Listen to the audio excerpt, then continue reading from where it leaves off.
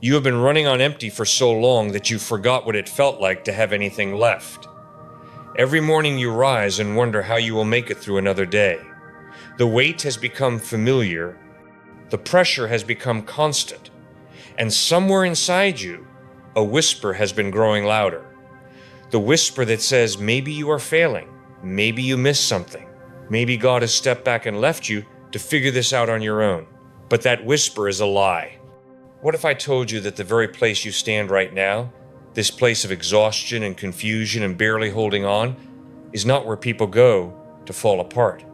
What if this is where God does his most sacred work? What if survival mode was never about surviving at all, but about being shaped into something that only fire can produce? This is not your breakdown, this is your preparation. And today, I am going to show you 8 signs from Scripture that confirm you are not losing ground. You are being positioned for something that required this process. Number 1, you are tired in ways that rest does not seem to fix. Sleep does not restore you the way it used to. Weekends do not refresh you. You wake up weary and you go to bed the same way. This is not ordinary exhaustion. This is the weight of spiritual transformation. Your spirit is being stretched into dimensions it has never occupied before, and that kind of stretching costs something. Isaiah 40:31 says that those who wait upon the Lord shall renew their strength. They shall mount up with wings like eagles. They shall run and not be weary. They shall walk and not faint. That word wait does not mean sitting idle. It means enduring under pressure with expectation. Your tiredness is not weakness. It is the cost of becoming something greater than what you were. Number 2, people who once walked closely with you have begun to pull away. There are relationships that used to bring comfort that now bring confusion. Friends who once understood you now look at you like a stranger. Even family may have started keeping their distance. This is not rejection in the way the enemy wants you to believe. This is the reconfiguration that comes with elevation. Jesus himself said in John 15:19, "If you were of the world would love its own. But because you are not of the world, because I chose you out of the world hates you." Your alignment with heaven is creating distance from those who cannot carry what you carry. It is painful, but it is also necessary. Not everyone is assigned to your next chapter. Number 3, your mind has become a war zone. Thoughts you never used to think now circle like vultures. Doubt, fear, anxiety that grips you in the middle of the night, accusations that tell you who you are not.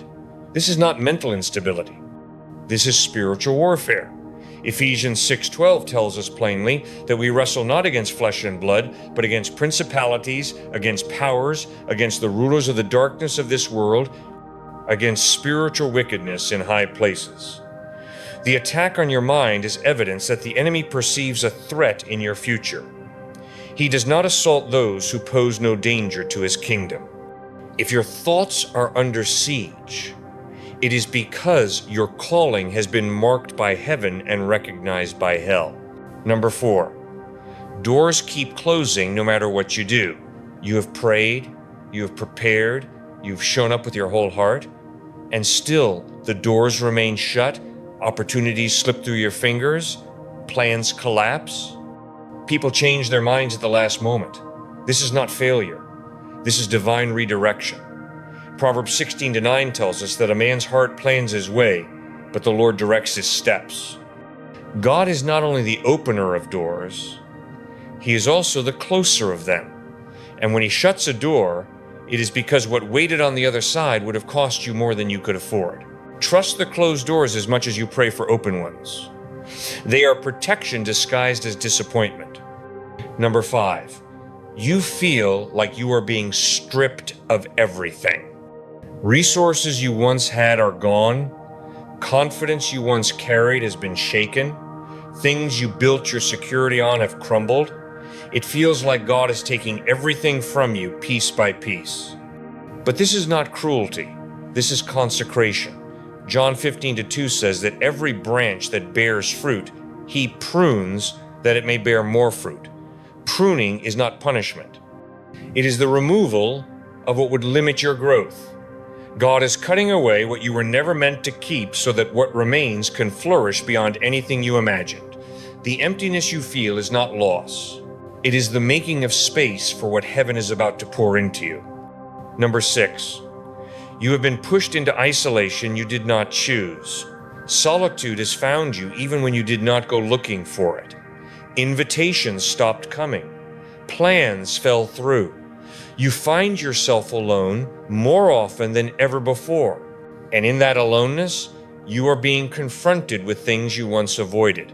But this is holy ground. Matthew 4:1 tells us that Jesus himself was led by the Spirit into the wilderness to be tested. The wilderness is not abandonment. It is preparation. It is where distractions are silenced so the voice of God can be heard clearly. If you are in isolation, it is because something is being spoken to you that can only be received in silence. Number 7, you sense something coming that you cannot prove or explain.